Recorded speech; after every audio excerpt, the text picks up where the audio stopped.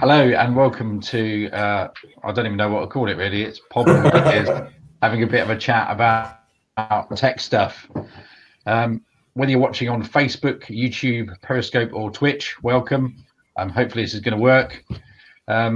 Yeah, Gears and I thought it'd be kind of fun to have a bit of a video podcast, a bit of a chat, and I wanted to try out a new service called StreamYard, which is what I'm using to stream this. So yeah, if you're seeing this, then it's working. I think in theory you should be able to kind of post live comments in whichever platform you're in, and we'll see them show up in the stream. And we're going to be posting a link later where you can go and join in by video as well. So that doesn't really sound like a recipe for disaster, does it? Leigh, how's it going? It's going very well. It's very weird times, and I'm trying to make light of it. Trying to, I think, us Brits, we try and have a laugh about stuff really as much as we can. Although there is a very serious side to this, I think the whole lockdown business is we've got to make the most of it because we are all trapped.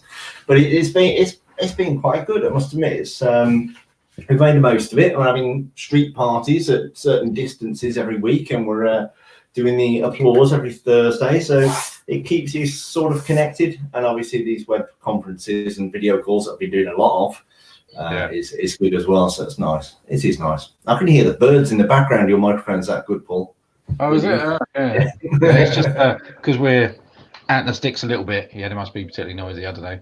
Mm-hmm. So how many video conferences have you had since you started locking down them? Well, I had the idea. I've got a little team that I manage, and I said I knew it was coming anyway. I could see that things were being moved around and action was being taken to try and kind of set the home working up. I mean, we're quite flexible anyway, but there was a few other changes. So I said, what we'll do every day, we'll have a video call, and we'll just make, just to try and keep connected, because being in the house all day long and speaking to the same 3 or 4 people drives you, it doesn't drive you mad, but after a bit you kind of think, well, I want to see the outside world, I want to see everybody else. So we have a video call every day, and it's kind of gone from quite a professional type of video call to a slightly more relaxed, how many biscuits have you had, how many cups of tea. But it's quite nice, you actually can see other people, you can talk to people, and I think our expectations, not just the company, but everybody really is working from home, lucky enough to work from home. The expectations for the professionalism side of things have slightly dipped a bit, because you do get dogs and cats and children walking in and noise in the background, but it's to be expected. And I think we're faring quite well. And are you a guest as well, doing video calls quite a bit? Yeah. So we have our daily stand-ups, because it's a dev team work for me. So we have our daily stand-up every morning. And then we have our at 2 p.m. we have kind of more of a social kind of drop in there if you want to and have a bit of a chat. But it's kind of become a bit more the norm now. The first couple of days was like, oh, here's my dog. People holding up their dog, the cat walking around, all that sort of stuff. But it's kind of just become second nature, really. Which is interesting. So I saw something on the Beeb. I don't know if you've seen it, around someone who was in a meeting and they'd turned themselves into a potato and couldn't work out how to turn it off. I don't know if you've seen that. There's quite a nice little app called Snap Camera by the Snapchat people, and basically you can turn on like filters and stuff. And then, so someone had made themselves into a potato and either forgotten to turn it off or couldn't work out how to turn it off in time for their really important meeting.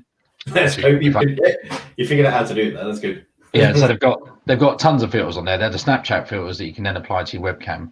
So that's pretty fun. But I'm getting a bit over video conferenced. I think it'll be dropping back down a bit as people get used to it. But what'll be interesting is whether we go back to normal working even when we're allowed out again, or whether this becomes a bit more of a new norm, I suppose. I know. I try not to. I don't know. I'm very conscious about talking about it. I spoke to my neighbour when we had this sort of street party the other day. I call it a street party. We just wanted to kind of get out of the house, so we all stood on the front of our houses and kind of shouted at each other and played a bit of music. But he's lucky enough to be able to work from home. But that's about it. There's me and the guy next door. But the people next door to me on the other side, they're being furloughed, and then next door but one is key worker. So there's a lot of people that don't have the privilege of working from home. And, you know, the most I can complain about, well, I can't complain about, but some people can complain about, like yourself, is your hair gets a bit messy. But, you know, I think it's kind of, whether it's a voice call or a video call, it's keeping in touch is really key at the minute. I'm trying to keep a sort of dialogue going with friends and relatives, but it is kind of hard. You just want to, especially with the weather as it is, you just want to nip to the pub and just go and have a chat with your mate. You know, shake hands with somebody when they're walking the dog and say, "Oh, how you doing?" This is very true. It's an alien sort of way of interfacing with each other, I think. We've got a few comments coming in here. We've got a few people saying hello. We've got Kev Wright. There you go. Saying, is he first to the party? No, sadly not.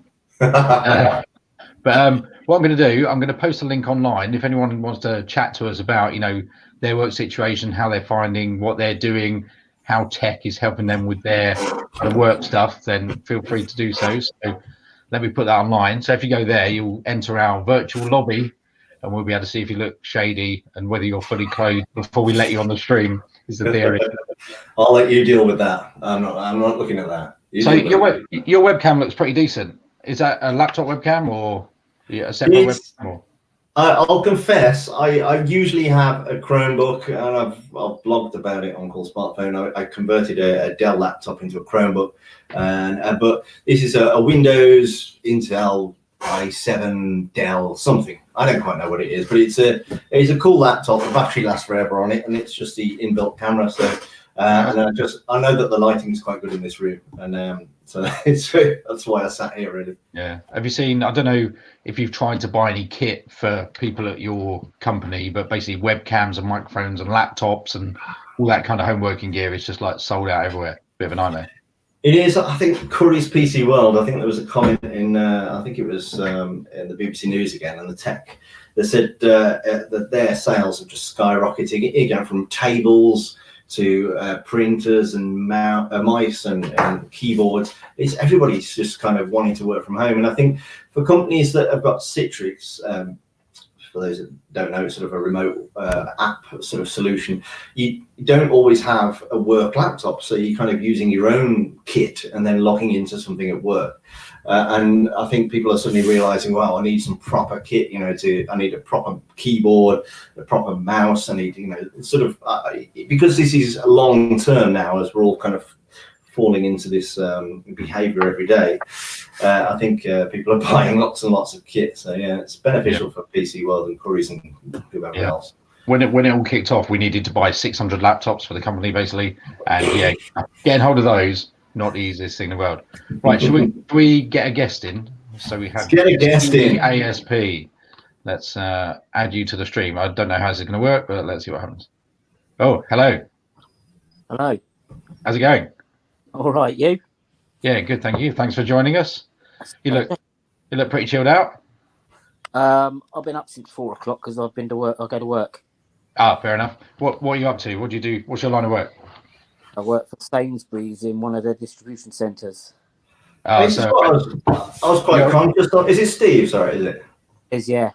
Steve, it's what I'm very conscious of. You know, we're chatting about our home working and how terrible it is, but obviously there's so many people out there that are key workers like yourself that, you know, it's not even a possibility. You've got to get up at crazy AM and then you are working your bum off for quite some length of time. How have you seen it change in your line of work?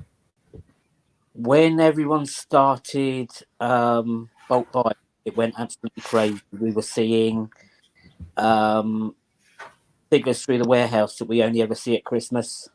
And Christmas is planned, but this wasn't. So basically, it was all hands to the pump. Yeah. Settled back down a bit now. So yeah, everyone's got their bog roll now. So yeah. I work in the chill warehouse, so I don't see that stuff. So yeah, it's been interesting when I popped into Tesco's a couple of times. There was like a big rush on loo roll, and then next time I went in, we're trying to go in like once a week max, and then the next time we went in, the aisles were overflowing with loo roll, and there was no pasta, and no eggs, and chocolate and stuff. And yeah, I think people panic buying in blocks or something. But Well, my stepdaughter lost her job at working in a social club bar, and she applied to Tesco on the Thursday night, had the interview on the Friday, and started on Saturday morning. Yeah. Wow. Basically, she spends her breaks trying to buy bits and pieces we need, but there's still quite a bit. Yeah, it's interesting. I mean, obviously, there's a lot of people who've lost their jobs, and it's a really horrible situation. But there are certain areas of business and industry, obviously, that'll be kind of really doing very well at the moment. We talked about webcams and microphones and all that sort of stuff. I imagine Logitech and companies like that are raking it in right now. But it's weird how it affects differently. Innit? Grateful that I have a job. Yes, definitely. There was a meme that went round saying my teacher said that the only other thing I'd allude to was stacking shelves, and now it's the only guaranteed job. Yeah, absolutely. I think hopefully if there's one good thing to come out of all this, it'll be that people maybe reassess what they think of as the important jobs. And it's been a bit of an eye opener in that regard. The key workers are real key workers. Yeah, like I say, at the end of the day, I'm just glad that I've got a job. I'm earning me money and not having to struggle like many will now and in the future. Yeah, absolutely. Cool. Right. Thanks for joining us. I'm going to talk about some other bits and pieces now, but keep up the good work, and thanks for everything you're doing. And get some good sleep as well tonight, Steve. Yeah. I've had one this afternoon, to be honest. Don't blame you. It's my day off tomorrow, so I usually try to be an adult and stay up a bit later. Yeah. I never usually go to bed or sleep till about midnight. Anyway, I survive on about 3 to 4 hours sleep at night. Awesome. All right. Cheers, mate. Cheers, guys. Thanks. See you later. Bye. Awesome. This works well, doesn't it? Yeah, it's pretty good, doesn't it? Yeah. What was I going to talk about? Right. So we're talking about kit, and we're talking about laptops, and right now I've got this in the house, which is I need to get the angle right. So this is the pronounce it? Honor Magic Book. And so this is a Ryzen 3500U laptop with 8 gig of RAM and 256 gig SSD and that sort of stuff. Currently for sale with Huawei Watch GT2 included for $549 with a full HD screen. I love that watch. Really good watch. And so this is quite a nice laptop, but it has one slight flaw right now. So let me just add it in here. It's going to be even more right. So right. So there you go. Look. So you can see I've got the Magic Book 14 in here now, and the webcam is a pop up and down thing on the keyboard, where like the F5, F6 key would be. The cam pops up and down, so it gives you nice small bezel on the screen. But the problem is when you're in a meeting, it looks like this. So it's like all the chins, and then you can see my fingers and and all that sort of stuff. So that's a bit unfortunate. But aside from that, for the price, it's an absolutely amazing laptop, and it feels so fast, faster than my XPS, which is a little bit annoying. Brendan from he's right with that. The color is better. Yeah. Much better color than your main PC. What color is my main PC? I'm confused. I don't get it. I think it means that the color, the way that it does color on the camera is coming through. More depth. Probably get the glare from a monitor here, and I've got these glasses that have got the anti-blue light, but very reflective. But thank you for your contribution, Brendan. Right. So what tech do you find you're using at home, Leigh? More than ever, I would say the Chromecast is getting a hammering, obviously, because of Netflix and all that stuff. I'm still loving Chromebooks, and I love the simplicity. I think I've been abused over God knows how long, 20 years in IT now. I've been abused by Microsoft operating systems and the fabled, please don't reboot, leave your power on, and all this stuff. The patches and all that stuff. So Chromebook for me, because when I do write on the website, and I do have to do work. I just want to get it done and close the lid and go do something else. And I think that's what I like about the Chromebooks. You can just literally open them, do your thing, and then close them. And unless you're working in the geeky sphere that I tend to work in, you don't really need a Windows-based operating system unless you're going to be doing developments or something else of that nature. But yeah, it's been my main thing really. And I've got a Chrome box, I think it is. Yeah. You finally got rid of that terrible Sony laptop that you lugged around for like 20 years. That had done some miles. That was dying. Those were in the days when you used to get your email via POP3, and I think on CoolSmartphone, when you used to press send and receive, it would take so long to download. It's interesting, isn't it? Because it feels like we've got all these fancy phones with mega battery life and all great cameras and all that sort of stuff, but we're just not using them. There's not much to take pictures of. You can only take so many pictures of the cat, right? Yeah, cakes, that sort of stuff. My Instagram feed is just full of people taking pictures of cakes.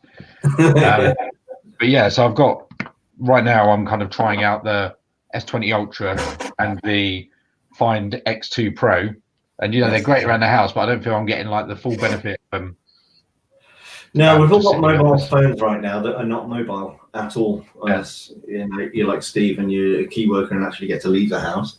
I'm quite envious of people who get to leave the house right now, and the daily exercise is the most we can do, really. Yeah. What's your main bit of kit that you are spending most time with? Probably still my phone, to be honest. Well, it's my work laptop plugged into a dock and a monitor. Use a bit of my tablet, but probably my phone when I'm around about the house. But yeah, I'm just, I don't need as powerful a phone as I do when I'm out and about and doing all that sort of stuff, I suppose. Probably take the dock that you've got, and it's going slightly off at a tangent, but is it like a USB-C cable? Just bang, that's it. Yeah. I think they're just amazing. This laptop here that I've carried it all over the place to various offices. You just get home or get to your desk, plug in one cable, and bang, you're on 2 or 3 screens. It's fantastic. I love that. And the dock just sits in the corner. Yeah, USB-C is awesome. I can't remember what I bought the other day, but it had like a micro USB, and I'm like, what? Get rid of that. Yeah. I've got the hot or not sections for like home working and working from home. So we talked about some of the stuff that's good right now. Before we get on to the not, so Brendan has asked a question here. So he says, can we discuss queer buy, or however you pronounce it? It's supposed to be quick buy, so that makes it quibby, but that sounds a bit weird, doesn't it? So quibby, whatever. Reply in the comments how we're supposed to be pronouncing this. So do you know what quibby is? I'm not familiar with that one. What is this? So this is the ex-HP CEO woman, Meg something or other, and some big Hollywood bloke came up with this idea for kind of like almost like Netflix, but for on the go. So all the shows are really short, like 8 minutes, something like that. They're designed to be watched on your phone in either portrait or landscape. It does some quite clever stuff. When you switch orientation, you can see extra angles you couldn't see normally. And yeah, it just shows for you to watch on the train or the bus and all that sort of stuff. And it feels like probably the worst time to launch that sort of product right now. We've got too much time. Yeah, because you're sitting at home and you're not on the bus or on the train or that kind of thing. I was quite excited by it for quick content to watch on the train. But yeah, I'm not quite sure where I watch it now. So Brendan has tried it out as well and says show content is as good as Netflix or any other big network, but you can't show it on the big screen. So yeah, this feels like a bit of an oversight now that you can't cast it or plug it into your telly or any of that sort of thing. So I think they've had like 2 billion or even more in funding for this thing. So they put a lot of money behind it and they got some quality shows on it. Movies for the Twitter generation. Yeah. Short. Yeah, exactly. So there's a 90-day trial on that, I think it is. So yeah, it might be worth checking out quibby.com. Go and have a look. Yeah. And let us know on Twitter. Oh, hang on, I've got something exactly for this kind of. Oh, let us know on Twitter what you think of it, and yeah, interested to hear your thoughts. So, what have I got in the what's not cool during the lockdown? Number one on my list is idiots going out. So, seen the news reports, obviously, of people going to the beach or, queuing up for stuff. Or a friend of mine had a load of people in his road having people around for a barbecue, which is just, it's insane, isn't it?